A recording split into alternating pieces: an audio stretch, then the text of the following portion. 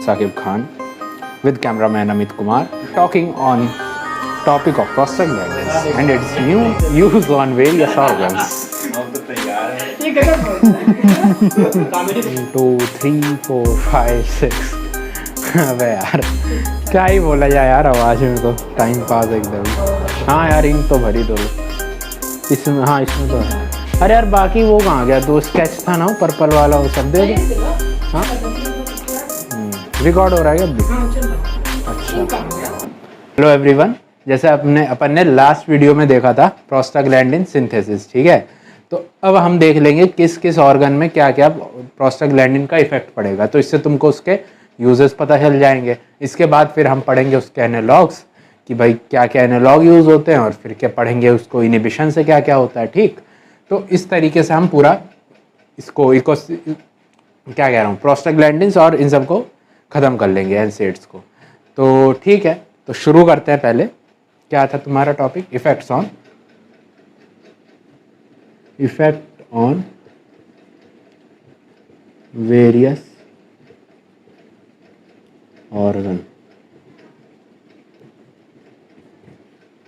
और हाँ देखो, ये वीडियोस जो हैं लंबे होंगे, है ना, लेकिन ये है कि इसको तुम ध्यान से देखना तो तुमको कंसेप्ट मिलेगा। मैं ट्रिक्स नहीं दूंगा तुमको, एक भी ट्रिक नहीं दूंगा, ट्रिक खुद बना सकते हो तुम। लेकिन हाँ आगे चल के जब तुम आगे कहीं भी जाओगे, तुम्हारा हमेशा कॉन्सेप्ट काम आता है, कभी ट्रिक्स काम नहीं आएंगे। ट्रिक्स तुम 2 दिन 4 दिन में भूल जाओगे, कोई मतलब नहीं है ट्रिक्स बार बार पढ़ने का।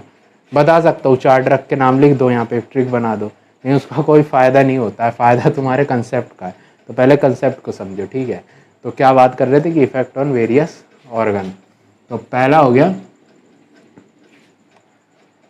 तुम्हारा, पहले हम देख लेते हैं यूट्रस में ही देख लेते हैं, ठीक है।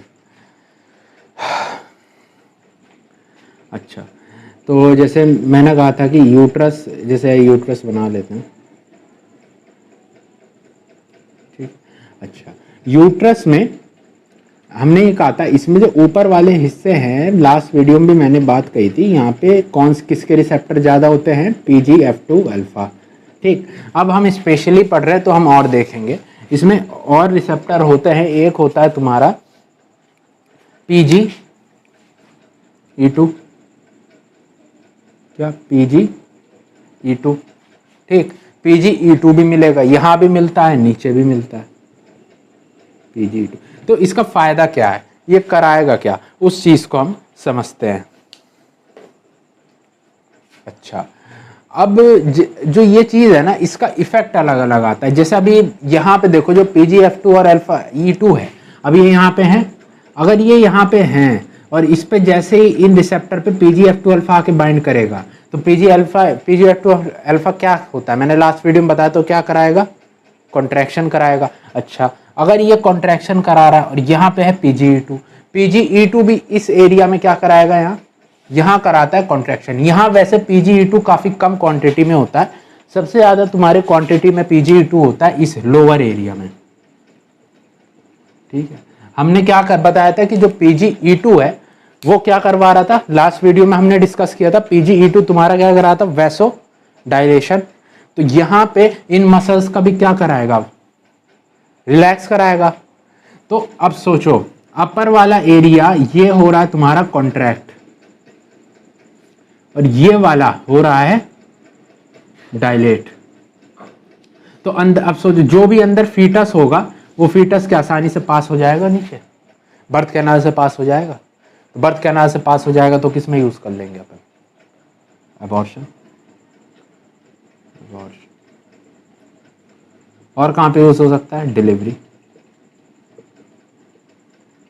और कहाँ यूज कर सकते हैं? PPH में अलग से बता दूंगा क्या होता है, पोस्टपार्टम हिमरेज होता है उस केस में। खैर हाँ ये याद रखना है, अबॉर्शन, डिलीवरी, ठीक है ना। तो ये हो गया यूट्रस में। यूट्रस में क्या क्या है? PGF2 alpha, PGE2। ये क्या कराएगा? Contraction of upper uterine parts. ये क्या कराएगा? डायलेशन और cervical ripening of lower parts, okay, lower uterine part, ठीक है। अच्छा मैं डायरेक्ट बता सकता हूँ कि भाई यहाँ PGF2 लिख दूँ, PGE2 लिख दूँ, कॉन्ट्रैक्शन डायलेशन लिख दूँ, उससे क्या समझ में आएगा? कुछ समझ में नहीं आएगा कि हो क्या रहा है, ठीक है। तो यूट्रस में ये चीज़ हो गई। अब यूट्रस के बाद आ जाते हैं, नेक्स्ट पे आ जाते हैं। नेक्स्ट तुम्हारा ले लो प्लेटिलेट। अच्छा, प्लेटिलेट में मैंने एक चीज़ बताई थी लास्ट वीडियो में, कि क्या बताई थी कि भाई जो तुम्हारा वो है प्लेटिलेट को इकट्ठा कराने वाला, प्लेटिलेट को ऐसे इकट्ठा कराने वाला जो प्रोस्टाग्लैंडिन है उसका नाम क्या था? इकट्ठा कराने वाला उसका नाम था थ्रोम्बोक्सिन A2। थ्रोम्बस बनाने वाला, थ्रोम्बस कब बनता है? प्लेटिलेट के एग्रीगेशन से। और इसको अगर तोड़ना हो तो मैं कौन सा यूज़ कर रहे थे हम? लास्ट वीडियो में बताया था PgI2, प्रोस्टासाइक्लिन। ये क्या करा रहा था? ये इसको ब्रेक करा रहा था, इसको ये ब्रेक करा दिया, ठीक। तो ये प्लेटिलेट एग्रीगेटर है, ये प्लेटिलेट एग्रीगेटर का इनहिबिटर है। Thromboxane A2 platelet aggregator, PgI2 platelet aggregation inhibitor, ठीक। और ये साथ में और क्या कराता है? वैसोडाइलेशन, अभी पढ़ते हैं आगे कार्डियोवैस्कुलर इफेक्ट में। अच्छा, तो 2 पे बता दिया हमने, यूट्रस बता दिया, प्लेटिलेट बता दिया। अब आ जाते हैं आगे।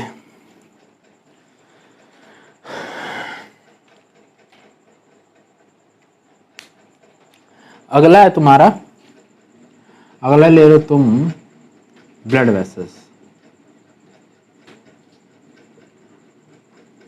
ठीक है। अब जो ब्लड वेसल है तुम्हारा, ब्लड वेसल में हमने पढ़ा था कि कुछ जो होते हैं ब्लड वेसल को कराएंगे कॉन्स्ट्रिक्ट और कुछ कराएंगे ब्लड वेसल्स को रिलैक्स। तो वही यहाँ पे लिख दो, जैसे थ्रोम्बोक्सिन A2 है, ये क्या कराएगा? Vaso constriction. वहीं पे PgI2 ये क्या कराता है? वैसो डायलेशन, ठीक ना। तो ये हो गया कुछ। अच्छा, ब्लड वेसल में फिर एक होता है तुम्हारा स्टमक, या फिर हम कहें GIT, ठीक। अच्छा, तो इसमें क्या होता है कि नॉर्मली क्या होता है कि जो ये तुम्हारे प्रोस्टाग्लैंडिन होते हैं ये हेल्प करते हैं secretion of bicarbonate and mucus, और ये प्रिवेंट करता है HCl डैमेज। मतलब नॉर्मली क्या होता है स्टमक में HCl है, HCl जो है इस वॉल को डैमेज नहीं कर पाता है नॉर्मली, क्योंकि म्यूकस और बाइकार्बोनेट होते हैं। तो म्यूकस और बाइकार्बोनेट किससे बनते हैं? कॉक्स, मतलब प्रोस्टाग्लैंडिन बनवाता है इनको, और प्रोस्टाग्लैंडिन किससे बनते हैं? कॉक्स एंजाइम से बनते हैं। तो अब जैसे ही कॉक्स को ठीक है ना, तो अब जैसे ये प्रोस्टाग्लैंडिन है जो ये म्यूकस और बाइकार्बोनेट को बनवा रहे हैं, तो ये कौन कौन से होते हैं? तो इसमें होता है जैसे तुम्हारा एक होता है PGE1 होता है, ठीक है। और क्या हो सकता है इसके अंदर? PGF2 अल्फा हो सकता है, PGF2 अल्फा हो सकता है, ठीक। अच्छा,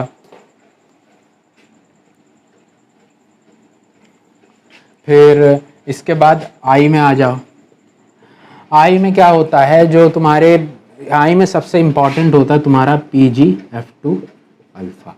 ये क्या कराता है उसको समझो। PGF2 अल्फा जो है तुम्हारा, मैंने एक आई में कंसेप्ट बताया था ग्लूकोमा में, कि ग्लूकोमा में क्या होता है कि 2 चीज़ होती है। जैसे ये आई है, आई में लेंस है, ठीक।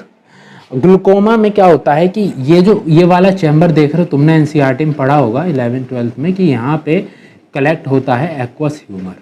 ये एक्वस ह्यूमर जब ज़्यादा यहाँ पे भरने लगे तो क्या होगा? अब सोचो अगर यहाँ पे पानी भरने लगे तो वॉल पे क्या आएगा? प्रेशर। तो ये प्रेशर आता है, उसी को क्या कहते हैं? ग्लूकोमा। उससे क्या होता है? ग्लूकोमा। तो अब अगर इस ग्लूकोमा को हमें प्रेशर को कम करना है तो 2 तरीके हैं, या तो इस एक्वस ह्यूमर का आउटफ्लो बढ़ा दूं, मतलब इसको जल्दी जल्दी निकाल दूं, या दूसरा तरीका इसका बनना ही रोक दूं। 2 तरीका है। तो अब यहाँ पे जो PGF2 अल्फा है वो क्या करता है? आउटफ्लो को बढ़ा देता है। आउटफ्लो। कौन सा आउटफ्लो? तो उसका एक नाम होता है यूवियो स्क्लेरल आउटफ्लो, ठीक है। अच्छा, यूवियो स्क्लेरल आउटफ्लो को बढ़ाता है, और इसी में किसका एनालॉग भी देखते हैं जिसका नाम होता है लेटेनोप्रोस्ट, हम पढ़ेंगे, ठीक है।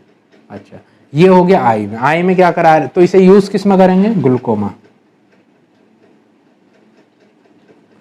ओपन एंगल ग्लूकोमा, ठीक। अच्छा, आई हो गया। आई के बाद हम देख लेते हैं नेक्स्ट है तुम्हारा heart and related blood, major blood vessels. तो हार्ट में क्या होगा कि तुम्हारा क्या होता है ना, एक होता है तुम्हारा पीजीई, पीजीई2, ठीक है। पीजीई2 जो है, पीजीई2 क्या, ये तुम्हारा बड़ा इंपॉर्टेंट होता है फीटल लाइफ में। जब बच्चा माँ के पेट में होता है तो उस टाइम क्या होता है कि जैसे तुम्हारा हार्ट है, हार्ट से एक चीज़ निकलती है तुम्हारी पल्मोनरी ट्रंक, ठीक है, पल्मोनरी ट्रंक, और एक होती तुम्हारी अपनी फेमस अओर्टा, ठीक है ना, सबको पता है अओर्टा। अभी हार्ट में मैं नहीं बताऊंगा कहाँ से निकल रही कहाँ से नहीं, मेन इसमें क्या काम है वो हम बता देते हैं। तो ये क्या होता है ना फीटल लाइफ में, ये पल्मोनरी ट्रंक और ये अओर्टा, ये आपस में यहाँ पे ऐसा कनेक्टेड होते हैं, कनेक्टेड। इसको कहते हैं पेटेंट डक्टस आर्टीरियोसस, इसका नाम है डक्टस आर्टीरियोसस, ठीक है ना। और इसमें से क्या है, ब्लड इधर से जा सकता है, मतलब ओपन होती है जैसे एक ब्लड वेसल है उसकी तरह। कब होती है, फीटल लाइफ में।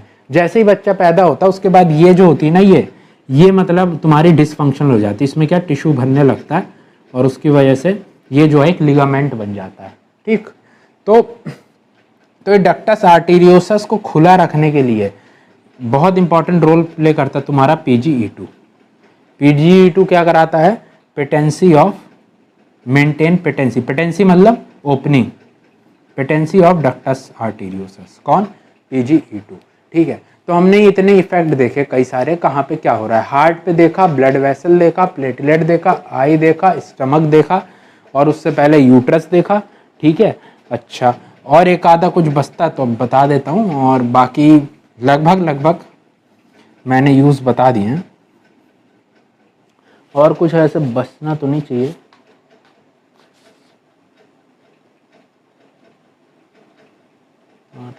हाँ बस, हाँ इतना ही है लगभग, मेन तुम्हारा बता दिया है कि कहाँ पे क्या क्या हो रहा है, ठीक है। अच्छा, इसके बाद बुक से एक बार देखना तुम, तो तुमको ये चीज़ काफ़ी अच्छी समझ में आएगी। इसके बाद हम ना एनालॉग और एनसेड एक वीडियो में कवर कर लेंगे जो मेजर हैं। अच्छा हाँ, एक और चीज़ तुम्हारी बच गई, इसी में कर लो, वो है ल्यूकोट्राइन्स। ल्यूकोट्राइन में बहुत ज़्यादा नहीं है पढ़ने को, बस ये देख लो मेन कौन से ल्यूकोट्राइन होते हैं और उनका क्या क्या इफेक्ट होता है, ठीक है। तो वही मेन चीज़ शुरू करेंगे, एराकिडोनिक एसिड है, एराकिडोनिक एसिड हमने पढ़ा था, इस पर अगर कॉक्स काम करे तो क्या बन जाएगा, प्रोस्टाग्लैंडिन। अब यहाँ पे हम काम कराते हैं लाइपोक्सिजिनेस से, लाइपोक्सिजिनेस। अब ये लाइपोक्सिजिनेस जो है जब इस पर काम करता है तो ये लाइपोक्सिजिनेस भी कई टाइप का होता है, एक होता है 12 लाइपोक्सिजिनेस, एक होता है 5 लाइपोक्सिजिनेस, ठीक है। तो इससे यहाँ पे बनता है 5-HPTE, फुल फॉर्म वैसे इतना इंपॉर्टेंट है नहीं, नाम है इसका 5 हाइड्रोपरॉक्सी इकोस टेट्राइनोइक एसिड, इंपॉर्टेंट नहीं है। इसके बाद क्या होता है वो इंपॉर्टेंट है। इससे आगे बनता है LTA4, LTA4 से आगे फर्दर दो टाइप के बनते हैं, LTB4 और यहाँ बनता है LTC4, और इससे बनता है LTD4। LT का मतलब leukotrienes, leukotriene C4, leukotriene D4, leukotriene B4। अच्छा, ये तीनों तुमको अच्छे से याद रखना है, इसमें क्या क्या हो रहा है। तो पहला है B4 जो है ये, इसको कहते हैं हम कीमो अट्रैक्टेंट, मतलब किसको अट्रैक्ट करके लाएगा,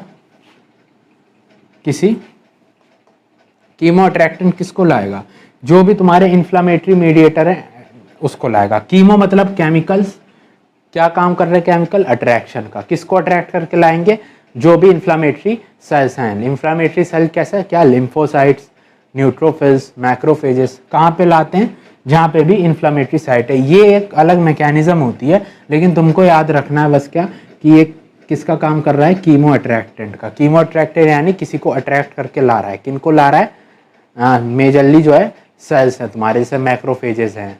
मैक्रोफेजेस किसका काम करते हैं? फैगोसाइटोसिस का। तो उसको अट्रैक्ट करके लाएगा, और मैक्रोफेज क्या करेगा? जो भी फॉरेन पार्टिकल उसको एनगल्फ कर लेगा, है ना। न्यूट्रोफिल को लाएगा, न्यूट्रोफिल उसको किल कर देगा। और किसको ला सकता है? लिम्फोसाइट को आएगा, लिम्फोसाइट उसको किल कर देगा। तो इसको अट्रैक्टिन का काम करता है। फिर ये दोनों जो हैं ये तुम्हारा क्या कराते हैं? 2 काम कराते हैं। एक तो ब्रोंकस, जो ब्रोंकस होता है लंग्स में, उस ब्रोंकस में ये करवाते हैं ब्रोंकियो कॉन्स्ट्रिक्शन, ब्रोंको कॉन्स्ट्रिक्शन। और ब्लड वेसल में कराते हैं वेसोडाइलेशन। ठीक है, तो ये तुम्हारे कुछ ल्यूकोट्राइन्स है जो तुमको याद रखने, और इन पे कई दवाएं होती हैं जो काम करती है। जैसे एक होता है लाइपोक्सिजिनेस पे काम करती है, इसको इनिबिट करती है, वो दवा होती है ज़ाइल्यूटॉन। फिर कुछ होते हैं जो इनके रिसेप्टर्स पे काम करते हैं, मतलब ये ल्यूकोट्राइन जो निकला है ऐसे तो काम करेगा नहीं, ये ल्यूकोट्राइन क्या है? किसी ल्यूकोट्राइन रिसेप्टर पे, जैसे ल्यूकोट्राइन है तो इस रिसेप्टर पे बाइंड करता है ना। तो हमने इस रिसेप्टर को एंटागोनाइज करने के लिए कुछ दवा बना ली, उस दवा का नाम होता है, जैसे मान लो ये दवा इसको एंटागोनाइज कर रही है, इसका नाम है जैसे मॉन्टेल्यूकास्ट, और क्या नाम है? जैसे ज़ाफिरल्यूकास्ट। ये याद रखना, मॉन्टेल्यूकास्ट, ये इंपॉर्टेंट है। मॉन्टेल्यूकास्ट, ज़ाफिरल्यूकास्ट, मॉन्टेल्यूकास्ट, एक और होता है प्रानाल्यूकास्ट। तो ये सब होता है। तो ये तुम्हारा था लॉक्स वाला। ये इतना इंपॉर्टेंट, बहुत बड़ा नहीं था, मेन इसमें पॉइंट मैंने बता दिया। इसके बाद ना एक रिसेप्टर्स और वो बचते हैं, वैसे वो मैं डाल नहीं रहा हूँ। अगर तुमको ज़रूरत हो तो मतलब कमेंट्स करना, तो मैं फिर उसकी एक वीडियो अलग से बना दूंगा। ठीक है, तो यहाँ पे ख़त्म हो गया। अब नेक्स्ट वीडियो में हम एनालॉग और एनसेड ख़त्म कर लेंगे। Thank you very much.